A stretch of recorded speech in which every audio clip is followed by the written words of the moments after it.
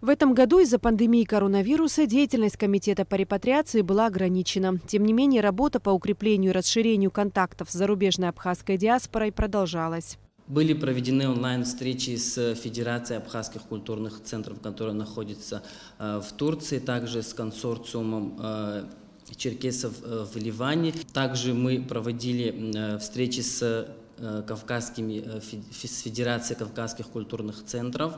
Также хочется отметить, что была проведена встреча, направленная на благотворительность совместно с благотворительным фондом «Киараз». В период пандемии зарубежная абхазская диаспора оказывает родине посильную помощь. Из разных концов земли в Абхазию доставляют гуманитарный груз. Это медоборудование и расходные материалы, необходимые для лечения коронавирусных больных. В конце декабря планируется прибытие еще одной партии гуманитарного груза. Федерация абхазских культурных центров оказала посильную помощь на сумму более 300 тысяч долларов. В Абхазии создан фонд Айтгалара Ацха. Посредством данного фонда была организована миссия по сбору денег.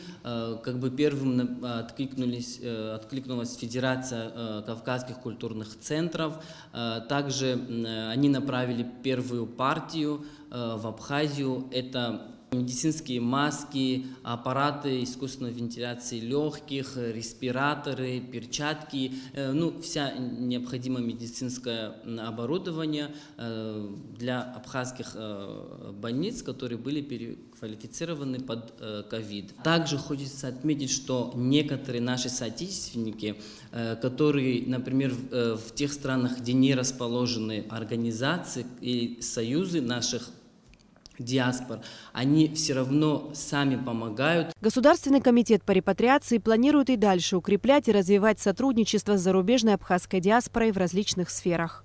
Эсма Голанзе, Алексея Гухава, Абхазское телевидение.